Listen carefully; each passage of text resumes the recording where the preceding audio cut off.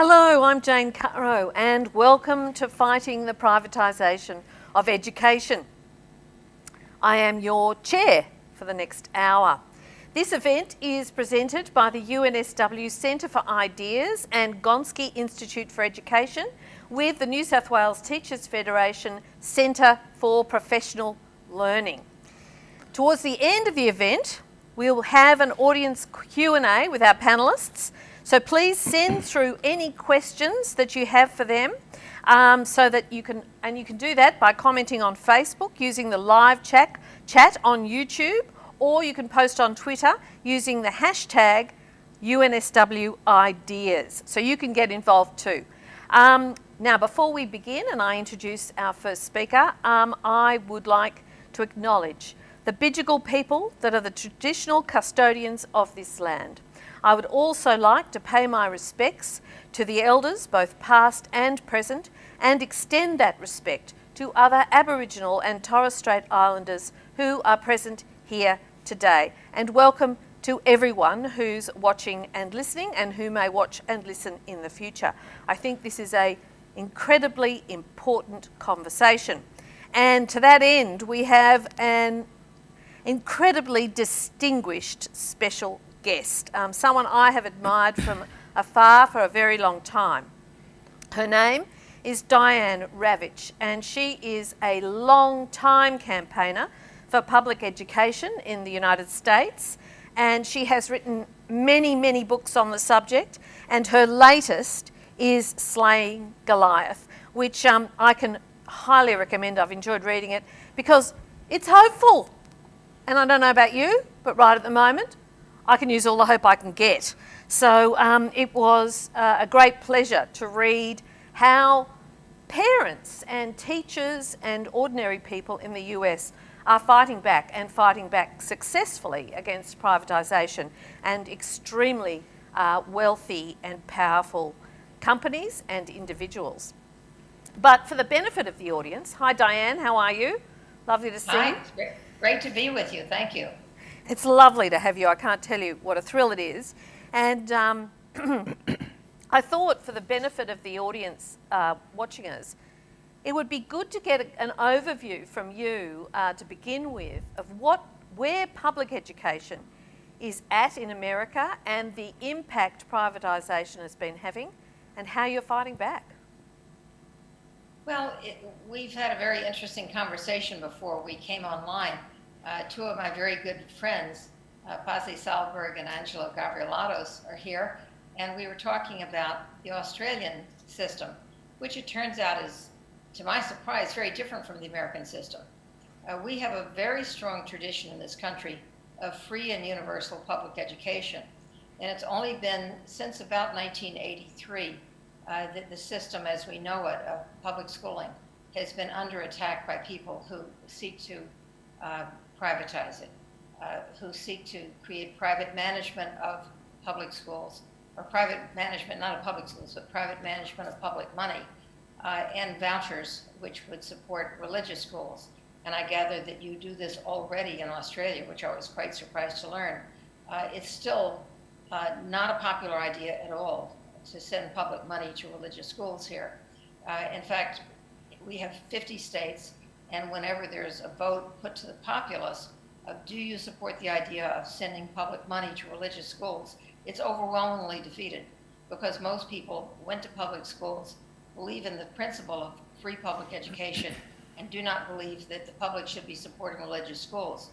And some of the strongest opponents of subsidizing religious schools are Christians, Baptists in particular, because they believe that if the government starts subsidizing religion, then the government and religion will become entangled, and this will infringe upon religious liberty. So if you believe in religious freedom, the best way to protect it is to keep it free of entanglement with the government. And so I'm a scholar, I'm a historian, but I also lead an activist group called the Network for Public Education. And we work very closely with pastors, most of them Baptists, but not all of them Baptists. And they have been great allies in fighting voucher legislation in many of the American states. But the state of privatization is this. We have almost about half of our states, about half of our 50 states, have some form of voucher program. And actually very few children are enrolled in them. Usually it's anywhere in the range of 2 or 3%. One reason being that they're so poorly funded by the public that to choose a religious school with a voucher is to choose a third-rate school, because the religious schools don't get the same amount of funding as the public schools do. But the more virulent form of privatization is called charter schools. And charter schools are beloved by big corporate interests, by wealthy individuals like the Walton family. The Walton family owns the Walmart stores, and they're multi-billionaires. And the reason why so many very wealthy people like privatization is that they believe, first of all, that it can be used to eliminate unions. They don't like teachers' unions. And so of the charter schools and of the religious schools, easily there are very few, if any, religious schools that have teachers' unions. And 90% of the charter schools are non-union. So for the very wealthy and who merge with very right-wing, very conservative interests, supporting privatization is a way of eliminating and blocking teacher unionization. The other aspect to the privatization movement is its tie-in to testing. And testing has been, since the passage of legislation by George W. Bush, who was elected president in 2000 in a hotly contested election. George W. Bush introduced a national testing program, which we had never had before. And the test results were used to rank schools and to say if your school has low scores, it can be closed, it can be privatized, it can be handed off to private interests. So the testing and the privatization go hand in hand. And my organization and I personally have been extremely active in trying to stop privatization. And the reason I wrote the book, Slaying Goliath, was to celebrate the successes, to celebrate the teachers whose, even in states where they're not allowed to have unions, they're unionized nonetheless, but they have voluntarily gotten together and said, we will not stand for this anymore. They have not been able to stop the testing, but we've had a very powerful movement of parents to say, we won't take the test. You can give the test, but we won't take it. And that's one of the stories that I tell in the book. It's called the opt-out movement. We simply won't take your test. New York State had the largest of all the opt-out movements. I have to say that about 85% of the kids in America, between 85 and 90%, depending on the state, attend public schools. Public schools are free. If you live, most public schools are funded based on property taxes. So if you live in a relatively affluent or middle-class area, you will have a very good public school. You might even have an excellent public school. There are many excellent public schools. If you live in a very impoverished area, you're really, you'll have large class sizes, and you're dependent on the public funding to try to equalize the availability of resources. But nonetheless, about 85 to 90% are in public schools, and the struggle we have here is to stop the choice movement, because the choice movement is now firmly tied into the very conservative right wing associated with Donald Trump, with his education secretary, Betsy DeVos, and the Democratic Party, which many of us hope will win the next election. We hope will restore funding to public schools as it should be. I have to say that one of the things that had a big influence on me, and I used to be on the other side. My personal story is another story. I was on the other side for a long time, and I changed sides around 2008, 9, 10, and wrote a book about it called The Death and Life of the Great American School System, warning people that testing and choice were doing terrible damage to our public schools. And right after I wrote that book, I went to the Finnish consulate to learn about why Finland had done so well on the international test called PISA. And I met this very attractive man named Pasi Sahlberg. And he described what it was like in Finland. And I said, but how do you hold teachers accountable if you don't test children? They don't have standardized tests in their schools. And he said in Finnish, we don't have a word for accountability. The closest word would be responsibility, and our teachers are very responsible. Well, I was so taken with my conversation that it had a huge impact on me, and I then made a point of visiting Finland, visiting schools, and I realized that the way things are in the US, the way things are in Australia, is not the way things ought to be. Finland is the way things ought to be. And you're very lucky to have Pasi with you. We certainly are. We'll be hearing a bit from Pasi and Angelo in just a few minutes. It's interesting, isn't it? The whole world talks about Finland as being the ideal, and its results, certainly in international comparisons, hold that, give the evidence to that, and yet we won't do it. We won't do it. We won't take the lessons, which is interesting seeing we're talking about education. You've talked a little bit about the motivations behind privatisation and school choice. I mean, is it religion, the desire to indoctrinate and to continue religious control over the population to some extent? And it's interesting to me that America is a much more religious country than Australia. Australia really wears its religion, if it has one, very, very lightly. Whereas for America, it's very much a fundamental part of how you began, indeed. And yet you are much more committed to public schools, to secular public schools, than we are. Is it religious? Is it economic? I mean, we had saturated markets in the 80s in terms of selling stuff to people. And so that was when corporations started to move into areas that previously they'd left to government, like education. So they had to expand to grow, and they had to go into new places, including law and order and education and a whole lot of other places. So is it economic? And is it ideological? Is it part of the neoliberal wave that kind of rolled over the whole of the Western world anyway, particularly with the Reagan and Thatcher period?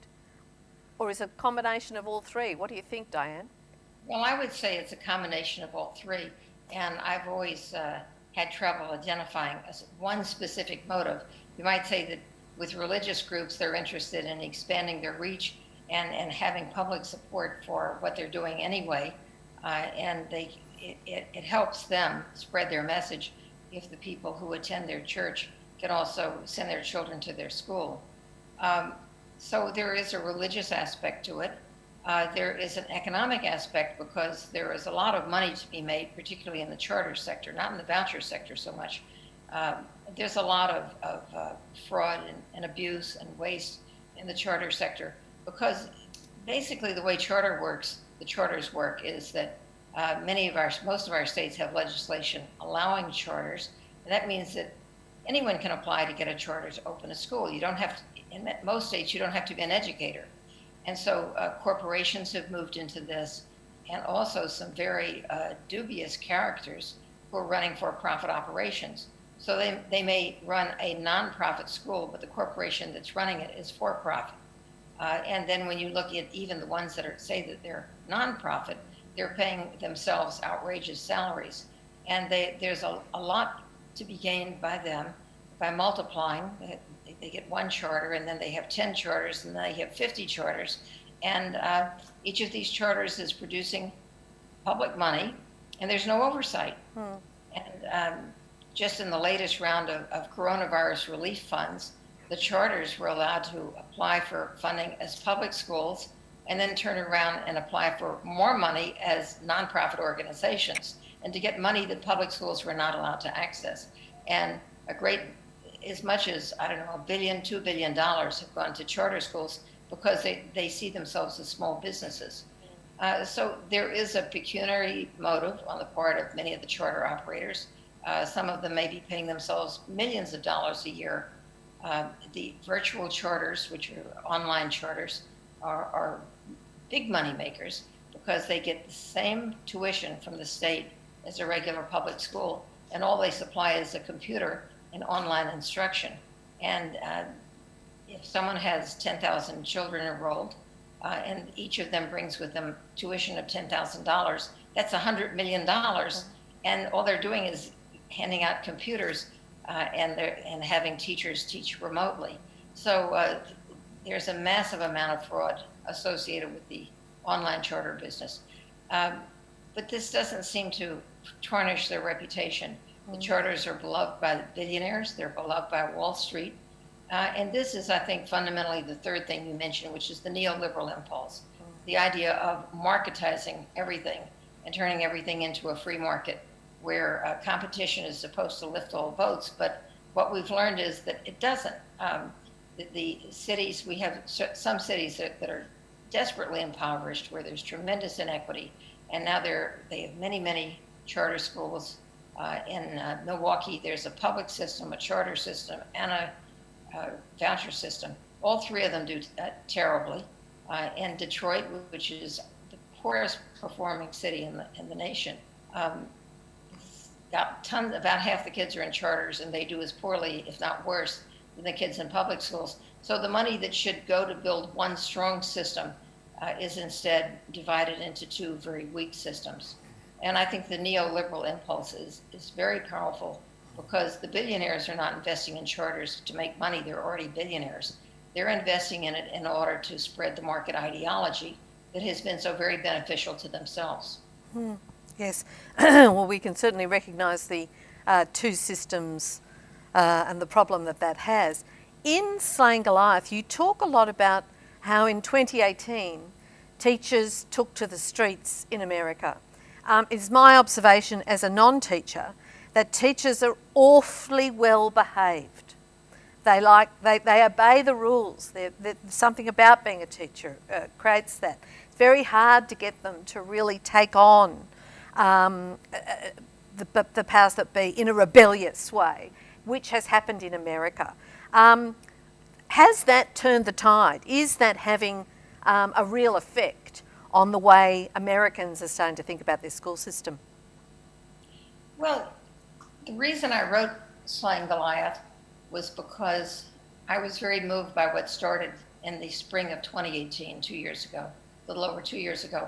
And that was when the teachers of West Virginia, which is a very, very poor state, decided enough is enough. And their salaries were very low. Their health insurance had just been increased dramatically. And they said the only way anything would change was if they went on strike. So there was a lot of planning that went into this.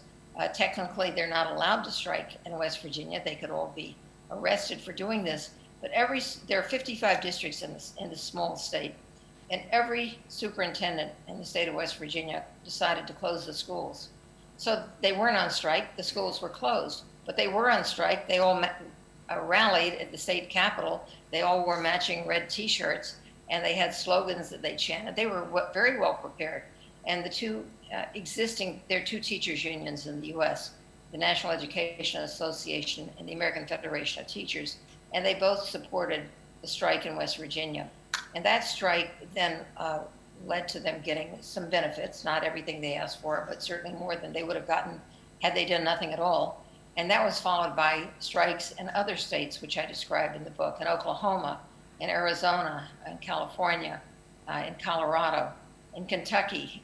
And every state had its own issues, but the basic issues were the same. Teachers were underpaid, classes were overcrowded. There had not been a significant investment in infrastructure and capital spending. And teachers realized, and the more they saw it happening, the more it became contagious. And they realized that if they didn't fix it, no one would. And what was very inspiring at that time was that this was in the spring of 2018. A number of teachers in these states ran for the state legislature and won. And they were underfunded and unknown. And not everyone who ran won, but nonetheless, there were now more teachers in the state legislatures. And I saw this as an incredibly hopeful moment. And that was the point at which I wrote that book. And the book came out on January 21st of this year, 2020. And the first case of COVID appeared in the US on the same date that my book appeared. Of course, I didn't realize that. But now the only thing anyone wants to talk about is, will the schools reopen? How can they reopen? What do we have to do to be safe? Is it safe? And so we're pretty much tied into this conversation about the COVID. But at some point, hopefully, we will get back to something approaching normal. I don't know, it may not be soon. given the way things are going. But what happened with the teachers in 2018 was that they completely changed the narrative in the United States. We had had 20, 25, 30 years of constant complaining about the public schools, bashing the teachers, saying the teachers were bad. If the test scores didn't go up, the teachers should be fired. Teachers should be judged by test scores. On and on with criticism. Meanwhile, when the strikes began, the media began to tell a different story. And the story they told was, teachers can barely make do. Some of the teachers were teaching their job, and then they had another job after school and another job on the weekend. And some teachers had 3, 4 jobs, and they also had children to raise of their own. And they were living themselves in extremely straitened circumstances. So instead of this constant complaining about teachers, there began to be a new approach on the part of the major national media, looking at the world from the teacher's point of view and saying, we have been underfunding our schools. And it made me realize that the billionaires have another motive in promoting privatization, which is to not pay taxes. I mean, we have a tax system that is very skewed towards incredibly wealthy people, and they don't want to pay more money. I mean, the Koch brothers, now there's just one Koch brother, one of the major industrialists, who's, he and his brother together were worth about $120 billion. The Waltons worth $150 billion, and on with these. They didn't want to pay more taxes. They would like to have a government in which there's no Social Security, no Medicare, and everyone's on their own, and no one calls them and says, how about if we raise your taxes and you pay more for the common good? So the fundamental issue here, and I see this affecting not just the US, but countries everywhere, is whether we have a sense of the common good. And I think one of the things that impressed me about Finland was they have a school system that works for everyone, that has excellent teachers, that's well respected, and they pay for it. And the problem we have in the US is we're not willing to pay for it. And what was turning around just before this terrible pandemic started was that states were beginning to say, we're going to have to raise taxes to pay our teachers better, to have smaller class sizes, and to take better care of our public schools because they are a jewel. And I think that if there isn't, first of all, let me say there's no silver lining to the pandemic. It's horrible. Yeah. But one good thing to come out of it is that there is a renewed appreciation of the importance and the role of teachers and also of public schools, because suddenly people realize that the public school is not just a place where kids go for academics, they also go for meals. They also go for medical attention if the school has a nurse, and about a quarter of our schools do not have a nurse, but should. And suddenly there's a realization these are the heart of the community and we must take care of them. But more important, I think, is that parents who've been stuck at home, quarantined with their children, started giving up almost immediately and saying, I can't do this. How do the teachers do it with 25 or 30 kids when I can't do it with my own 2 children? And they realize teaching is very, very hard, and it takes a lot of skill and perseverance. And so there's a renewed respect for teachers. That's a really interesting point for me to be able to bring in our other 2 guests on the panel, who is Angelo Gavrielatos, who is of course the president of the New South Wales Teachers Federation, and he led the global response to privatisation for 5 years when he worked with the Global Teachers Union until relatively recently. And of course Pasi Sahlberg, who is one of the fathers of the Finnish education system, so he must be feeling very good about himself at the moment, and is now, to our great delight, the head of the Gonski Institute at this very university, and a resident of New South Wales and a parent of children at New South Wales Public School, which is fantastic. Diane's point about the renewed respect for teachers because of parents being confronted in a way they never have been before with having to do home learning. Do you think that's happening in Australia as well? Angelo, go first. Well, thanks. And Diane, it's so lovely being able to join you this morning, albeit virtually. Can I start off, Jane, by acknowledging the traditional custodians of the many lands upon which this telecast is being received, and pay my respects to elders past and present. And can I once again acknowledge Diane Ravitch, who's not only inspired teachers and parents in her own country, she's an inspiration for us globally. She's a mentor to many of us globally as well, and we certainly appreciate your time this morning or this evening for you, Diane. A big shout out, Jane, for all of our teachers and principals. This is day 3 of term 3, and it's been a hell of a year for our teachers and principals in the context of COVID. Having turned, I know it sounds cliche, but having turned themselves inside out again and again and again, and far too frequently being an afterthought in all of the deliberations around COVID. A big shout out to them. The pandemic has changed a number of things, and I hope it will change things for the better moving forward, because it's done a few things. One, it's highlighted the worth of teachers and principals.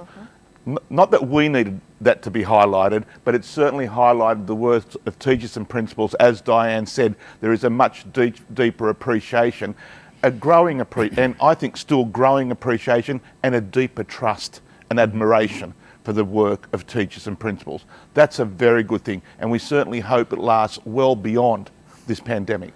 The second thing it's done, it's laid bare for all of us to see, not that many of us needed it, the deep inequalities, inequities that exist across and within our education system. Deep inequalities that we cannot go back to. So when we get through this pandemic, we're not going back to that old normal. We have a lot of work to do in order to address once and for all those inequalities, many of which are amplified because of privatisation in our school systems. Well, Diane was talking about how the charter schools in America were able to double dip for the COVID. We have also seen here private schools getting large really gifts. I was outrageous that the federal government announced a month or two ago additional money for the already overfunded private school sectors. I'll just say one more thing though, just to link it back to COVID, the pandemic and privatisation. One of the other things that's been occurring though has been the opportunism on the part of global ed tech companies who are operating within the notion of never letting a good crisis go by. We're seeing incredible entryism on the part of the ed techs, and we in fact call it the ed tech pandemic. And this is via things for kids to do at home and remotely and all that kind of thing. Absolutely, they're occupying a space that exists. This is not an argument against technology. Technology where it's teacher-friendly or teacher-led, and where the policy design and the like is teacher-led, is a good thing. But what we're talking about here is something very specific within the context of the pandemic and the role of large education technology corporations trying to get their foot in the door opportunistically within the traditions of disaster capitalism and market creation, and potentially changing the face of education, influencing policy in the interest of their motives, which are profit motives. Nothing marketing likes better than a problem, because then they can sell you a solution. That's how it works. Pasi? Yeah, well, I just want to add to this question of teachers that, you know, if there happens to be any teachers listening, parents listening to this thing, that I was a teacher for many years. It's much easier to teach other parents' children than your own.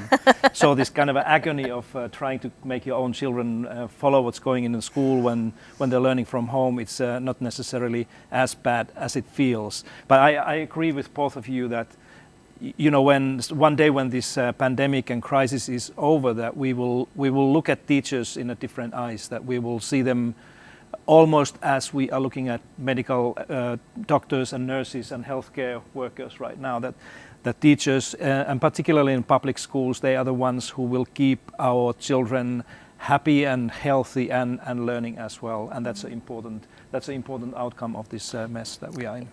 Jane, just on disaster capitalism, it might be good to ask if Diane can shed a bit more light on it. We have got the example of New Orleans post-Katrina. Oh, yes. And what happened there, where the disaster was exploited. And it was Naomi Klein who coined the term disaster capitalism. But New Orleans is a case in point. They lost their public education system. Yeah. Diane, do you worry about that happening after this? Well, you know, one of the things that I worried about initially was that this would create a boom for distance learning. And certainly the companies, the corporations that are heavily invested in selling K-12 education online have been advertising intensely. But I think that parents are kind of sick of it, frankly. They're not going to want more distance learning after having been subjected to months and months of having their children home. And I know I have grandchildren who are school age and they're bored. I mean, they get through their lessons very quickly and then they say, what do I do now? And because of the lack of socialization, it's very difficult because they're very limited in what they can do. And they can read a book, but still, it's not the same as being in school, being with your friends, engaged in activities, having an art teacher. And I know I saw an article this morning that a young journalist wrote in one of the Bloomberg publications saying that the pandemic is going to lead to a boom in homeschooling. I think it's quite the opposite. I think that parents are going to say, I've done this. I don't want to do this anymore. I want to go back to my own work. The children should be in school with other children. And the last thing I want is homeschooling. So I don't think, we have about 2 million out of 50 some odd million children in the US, 2 million are homeschoolers. And many of them do so out of religious motivation. They don't trust the secular culture or the non-sectarian culture. And so I don't see that sector growing as a result of this.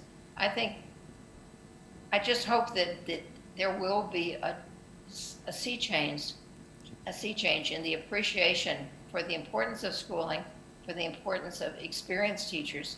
And I have to say the flip side of that is that I fear that the negative side of this pandemic is that many older teachers will retire early because they're literally afraid for their lives. And in the US at least, they're being pushed to go back to school when the schools are not safe. And rather than go back and risk their lives, they'll retire. And a friend of mine in one state contacted me the other day, and he said 20% of the superintendents in his state have retired. The pressure on them to open schools when the schools are not safe, and the requirements of having a healthy environment are simply not there, is too much. And so I think that we may lose a large number of highly experienced and highly professional veteran teachers. But that, I think, just puts more pressure on those of you who are teacher educators to raise the banner and say, we've learned how important teachers are. They should be paid as professionals. They should be paid as well as other professionals.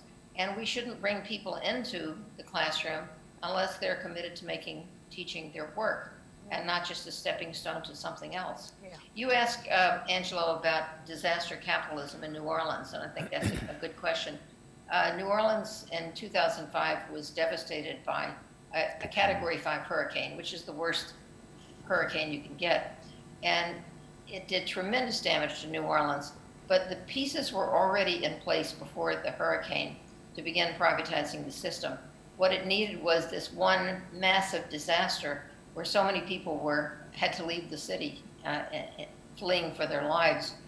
And the system was transformed. The first thing that the new bosses did, that is the state legislature, which was dominated by white men. New Orleans is a primarily African-American city.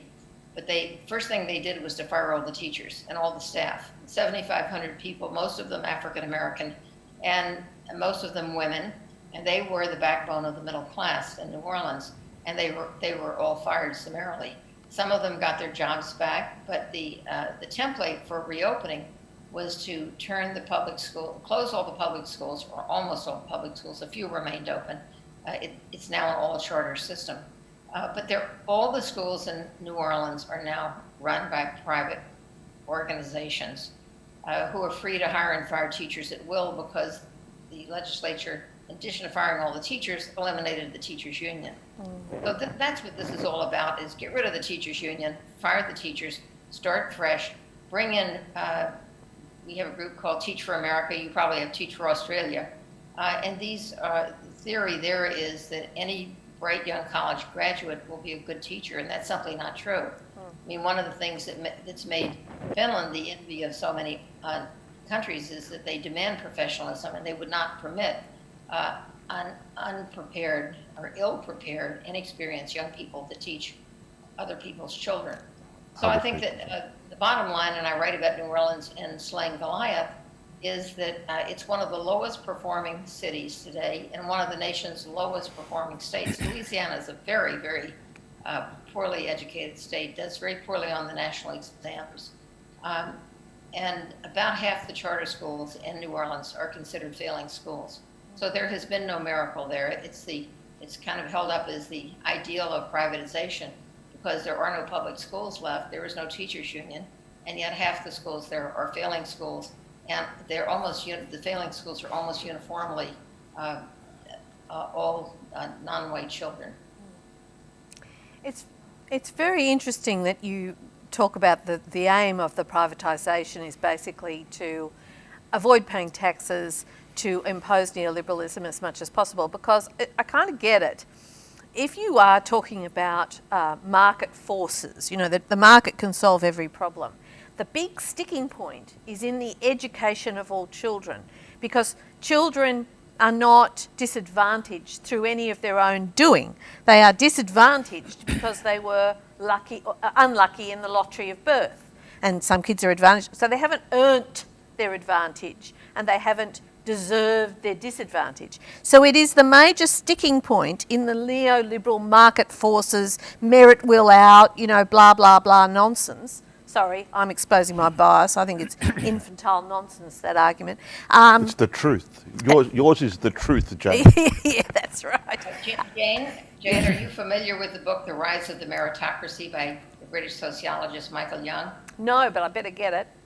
You should get it because it was written many years ago, and when he did it, he brought out a new edition sometime in, I don't know, the 50s or 60s, and in his introduction, he said that we shouldn't rely on these standardized tests because they reflect family income, and the success of the family is then reflected in the child.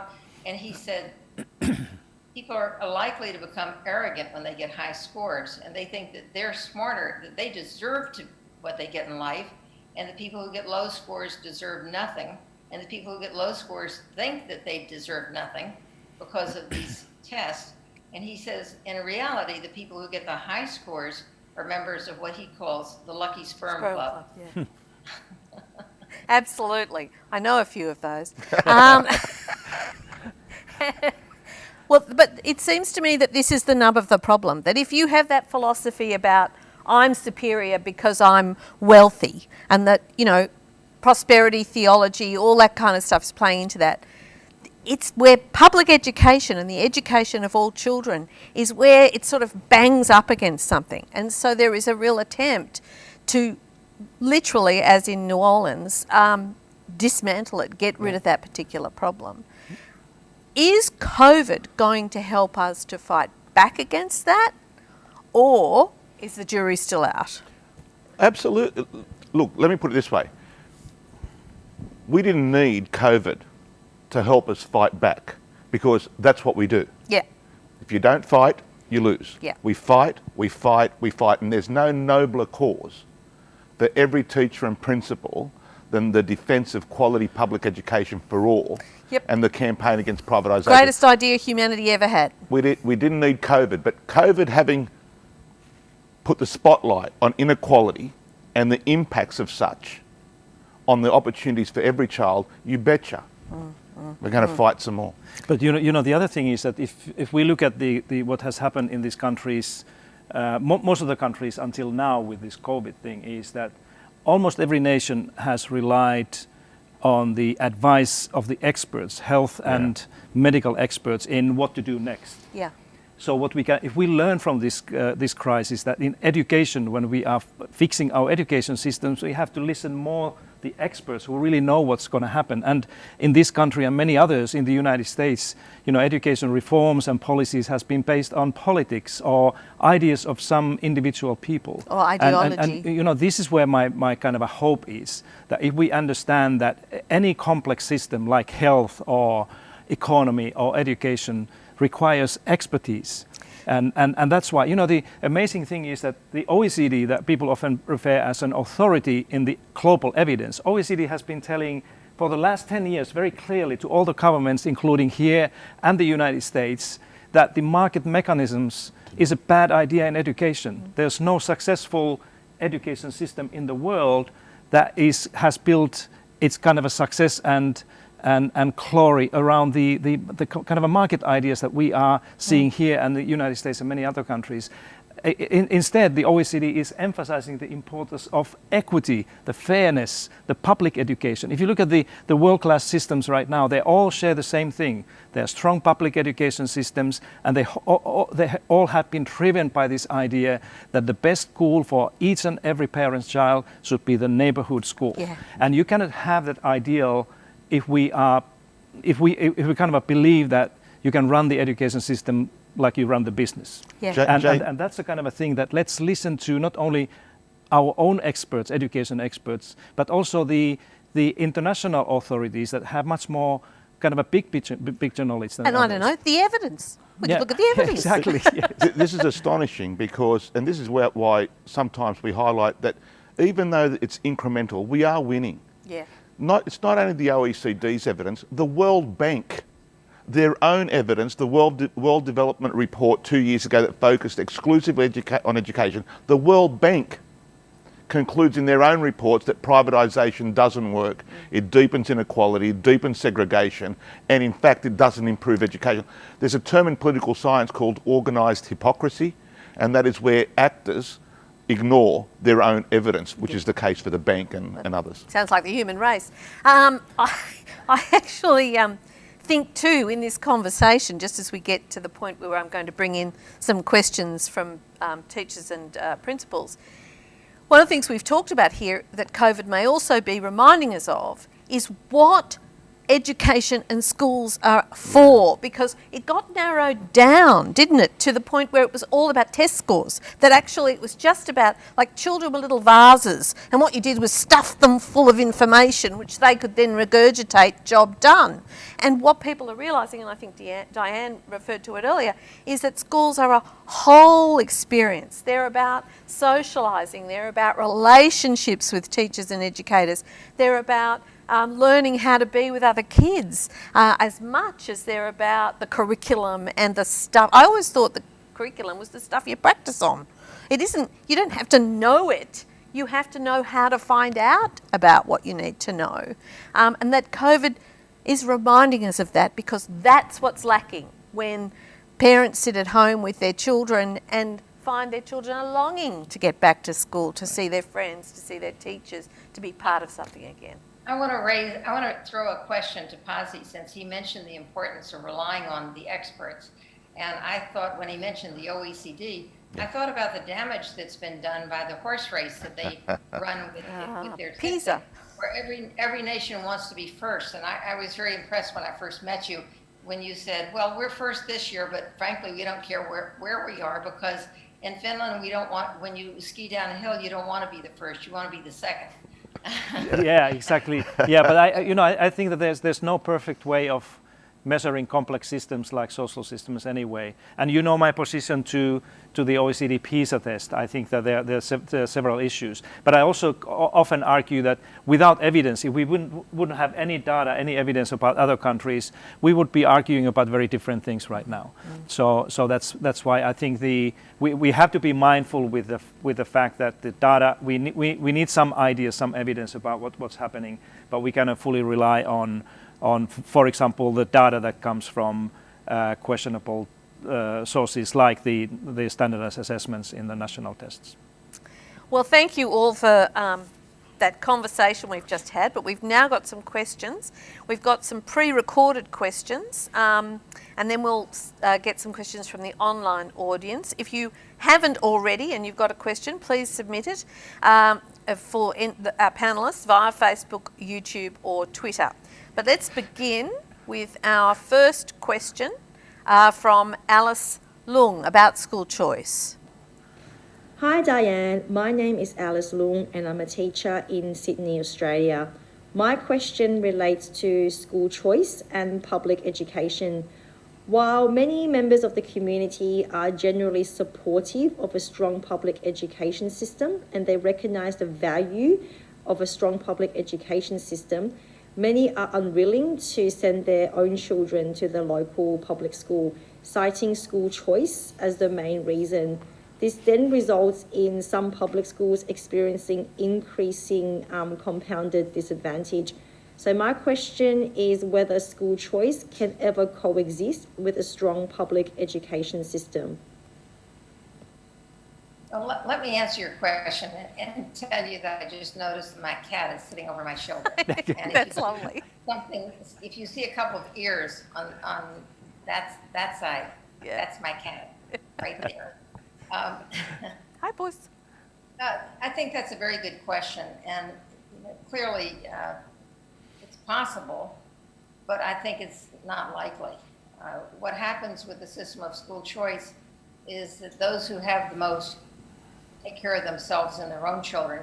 What school choice does is that it encourages an attitude of consumerism, and the consumer always wants to take care of me first, my children first, and then the others who don't have the same advantages are left with whatever is left behind. And this has happened in countries that have choice systems, and that is that those who have the most resources go to, at least in the US, very expensive private schools where the tuition is in the neighborhood of, say, $50,000 a year. When the state then introduces choice, there's a great deal of segregation that follows, segregation by race, segregation by ethnic group, segregation by economics. And we really have to ask at some point, what do we want schools to be? Do we want them to be a positive force in society, or do we want them to be the great dividers that reinforce inequity? And I think that the more school choice you have, the more inequity there will be. I think that to the extent that there is choice, I believe people should pay for it themselves. I once wrote an article saying, I'm all in favor of choice, but you have to pay for it yourself. So if you want to take your child out of the public system and you pay for a private school, that's your right. The state can't prevent you from doing it, although in some states they do. But the state should not pay for your private choices. And I think that's where the big dividing line is. We should not be, US, many other nations, we should not have the state paying for religious education. We should not have the state paying for private education, because that's the state subsidizing inequity. And I think that's wrong. But it's what we do here, isn't it, gentlemen? Certainly is. We have a federal government that considers itself the government for private schools exclusively, almost exclusively. Anything you want to add, or shall we go to the next question? Let's take the next one. Okay, next question, please. Hello panel, my name is John Go, Principal of Maryland's East Public School. In America, it seems like multinationals have a lot of say in curriculum development, implementation and also assessment. What impact has this had on public schools and public education in general? Well, that's a very good question. The multinational that has had the biggest impact on US education is Pearson, which is based in Britain. And I can tell you from my own experience working in the federal government that assessment companies, not just Pearson, but certainly Pearson too, they have lobbyists. Their lobbyists are very well paid. They have lobbyists working at the national level, they have lobbyists working at the state level to make sure that the states continue to use their assessments. There are different assessment companies, but they're all lobbying for very, very large and sizable contracts. What this does is that it's a damper on any creativity. It's a damper on experimentation. It blocks those districts and states that might say, you know, we've been doing this standardized testing for 20 years, New York State being an example of this. We've seen absolutely no improvement over a 20-year period. Maybe this is not the right thing to do. U.S. has a national exam, which is a sampling exam, and we can learn everything we need to know by looking at the results of that exam. It's called the National Assessment of Educational Progress. But in addition to that national exam, we also have, by federal law, every child is tested every single year, from 3rd grade through 8th grade. These mandated federal tests are totally unnecessary because we can get the same information from the national test. But it's the lobbyists from Pearson and from other of these multinational testing and assessment curriculum groups that have kept us locked into what I consider extremely stale thinking. And what I was trying to do in my book, Slaying Goliath, was to explain that we've been doing this now for 20 years, the annual assessments, test every child every year, and it's produced nothing. And you'd think that if we had intelligent policymakers, they might wake up one day and say, you know, maybe we should do something different. This is not working. Maybe we should invest in families. Maybe we should invest in children's health. The book that I wrote before Slaying Goliath is called Reign of Error. And the point of Reign of Error was to lay out all of the research-based things that we should be doing instead of testing and instead of school choice. And it began with providing high-quality prenatal care.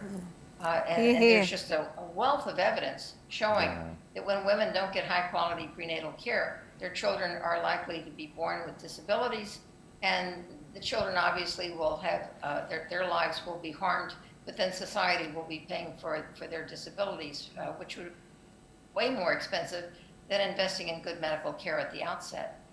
Reducing class size, particularly for children who come from disadvantaged circumstances, small classes are very, very important.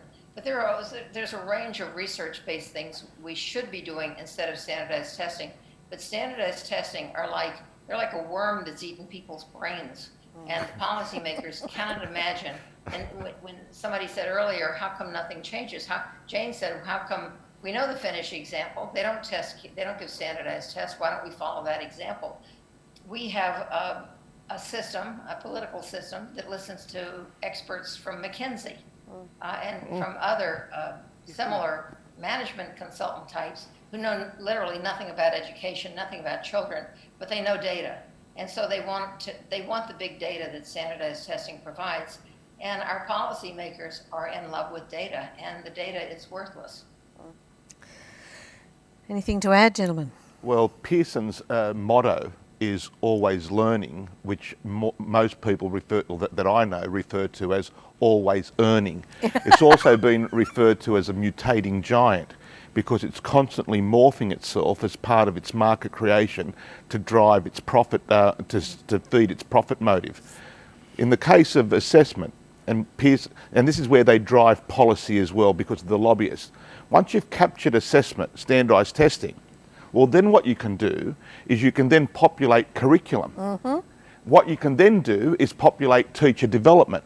What you can then do is set up your chain of online schools, and in doing so you've captured the market. And that's what Pearson's business plan is, although that's about to change because it's flipping entirely to digitalisation. Now I could talk to you forever about what Pearson is doing in the third world to other people's children, but time doesn't allow us to do that. Another Centre for Ideas will do that. Pasi, anything to add? No, I'm going to give the floor to teachers. Okay. Well, Sorry, we now have another two. May I throw out one other thing? Sorry. Many years ago, I was interviewing a professor at the Massachusetts Institute of Technology about educational reform, of course, and he gave me a memorable line. He said, "Let me write a nation's test, and I care not who writes its poetry and songs." Yeah, exactly. We now have two questions about equity, which will play together, and they're from Alice Dixon. Full disclosure, she's my niece, and Denise Lofts. I'm not related to Denise. Okay, here are the two questions. COVID highlighted the intense and deep inequity that exists within and across our schools. How should our schools respond to that? Hi, my name is Alice Dixon and I'm an English teacher in the Mount Druitt area. My question today is, how do I and my colleagues maintain a focus on equity when we teach at schools with such a high density of disadvantage, so much so that equity seems invisible? So a lot of teachers in disadvantaged settings can no longer think about equity because we have no experience of it in our teaching careers. That's sad. Diane, did you hear those questions? So my response would be that, first of all, the best response to equity concerns would be to eliminate school choice, because school choice is a driver of inequity. That's number one. Number two is, when you're teaching in a school where kids have not had the experiences, the advantages, medical care, the nutrition, all of the advantages that children of affluent families have, then you have to do the opposite. You have to make sure that they have 3 meals a day available at school, that they have good medical care available to them, that they have small classes, that they have a curriculum that includes a rich program in the arts so that they have the opportunity to be creative and to express themselves and to know that they have a voice and that their voice is valued. And basically what you have to do to reverse the inequity is to invest resources and time into the schools where these children are, so that they know that that they matter. Good answer. Yeah, can I add here? And I must disclose that Dennis is my student here at the university. But it's a great question. But I think, just like Diane said, that I think what these teachers need to understand is that they alone, the schools alone, cannot fix the inequities. This is something that it's a campaign where we are all needed. The Gonski Institute, just last week, we released a kind of an invitation for every part of the society to be part of this. But what the schools need to be very clear of is that there are certain things that Diane was mentioning that the government, the politicians and the system has to take care of. And they often go beyond education.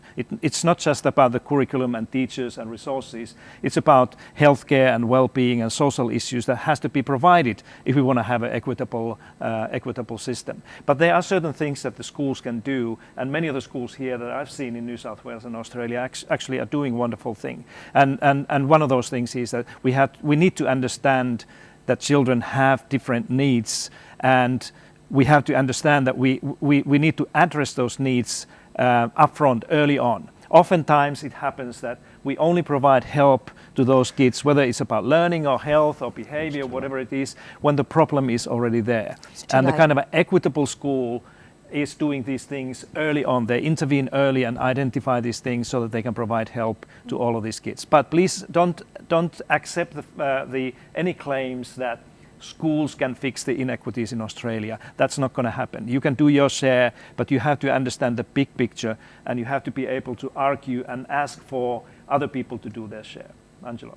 Well, there's a lot of research that shows that more 60% of educational outcomes are already predetermined before a kid enters the playground.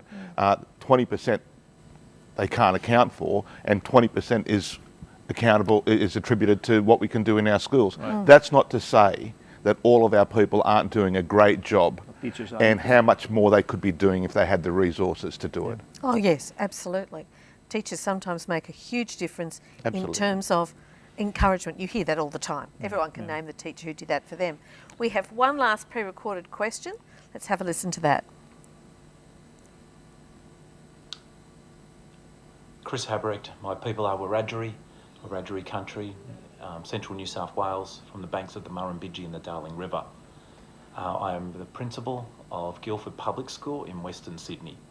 The 12th Closing the Gap report shows Aboriginal children still trail far behind non-Indigenous children in literacy, numeracy and writing outcomes.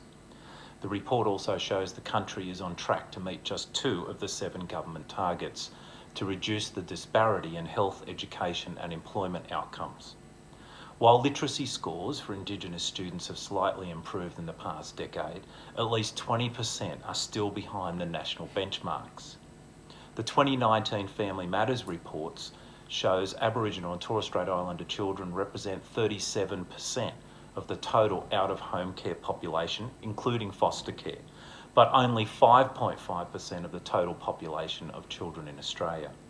Aboriginal and Torres Strait Islander children are now 10 times more likely to be removed from their families than non-Indigenous children. My question, how do we best equip our school leaders and teachers to embrace a curriculum that values truth-telling and cultural proficiency? Thank you. That is a really important and difficult question.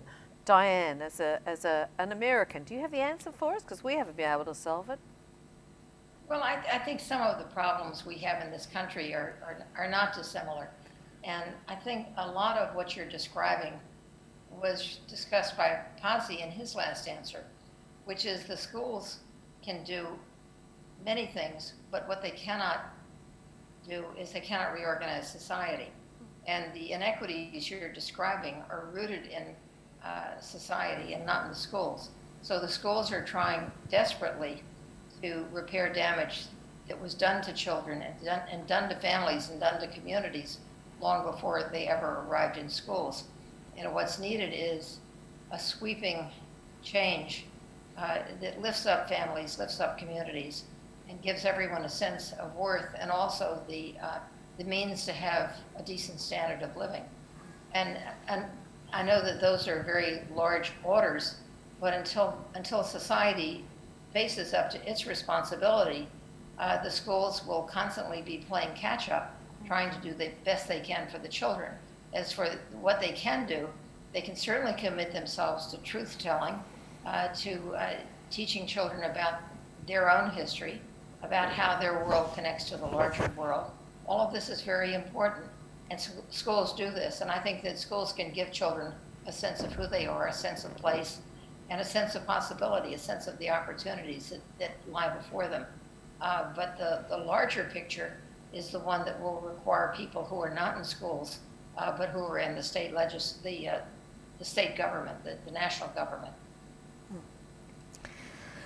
Drew, do you want to comment further? We've got a couple of questions from the audience. No, just very quickly, I think there's one thing we know we should not do with this question, and it's try to implement silly ideas like direct instruction to try to solve this problem. There's a study that was published recently here that shows that it doesn't make any sense to ask teachers to teach more these kids when the flexibility and other more creative solutions would be the better way to go. It's cause for national shame. Yeah. It's cause for national shame that the plight of our First Nations peoples has been so ignored for so long, deliberately so. Oh, yeah. It's a short source of national shame. I couldn't agree with you more. I'm going to move to, we have only a couple of minutes left. We have gone over time. We've been allowed to go a little over time.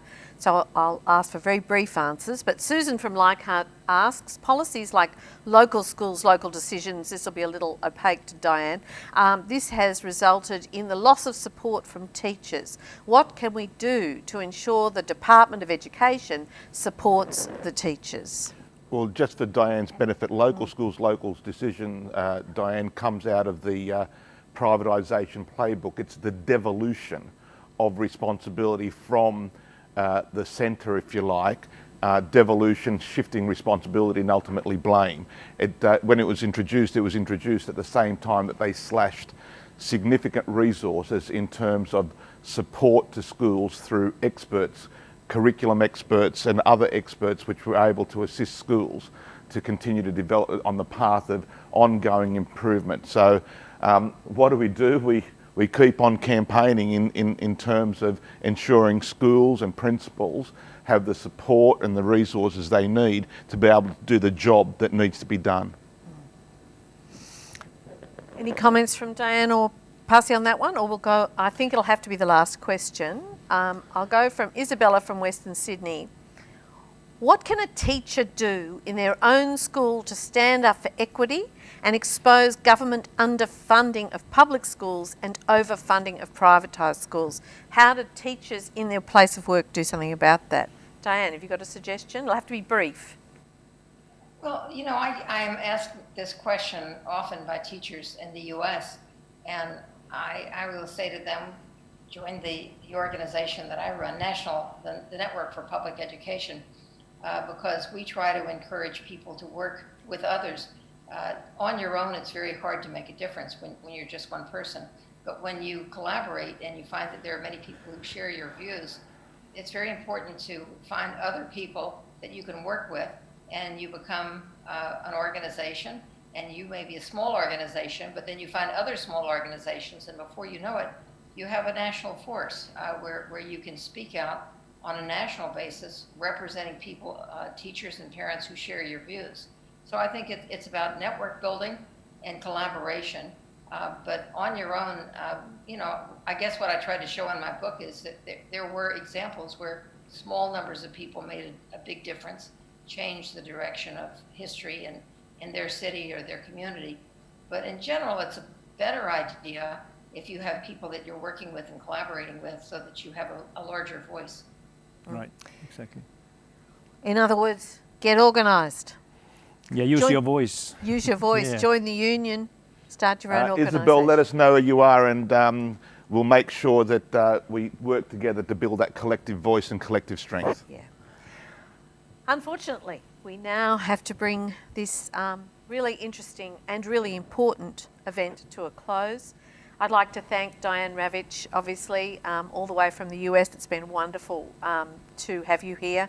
Angelo Gavrielatos, I just popped in from the Teachers Federation in Mary Street, Surrey Hills, and Pasi Sahlberg, who just walked down from his office, and me, who came from the leafy North Shore, and also to the University of New South Wales and its Centre for Ideas. It's absolutely fantastic to do these things. For all of you for listening, everyone who asked a question, and everybody currently working in public schools and in education, thank you so much for everything you're doing. The rest of society owes you an enormous debt. Thank you all. Thank you.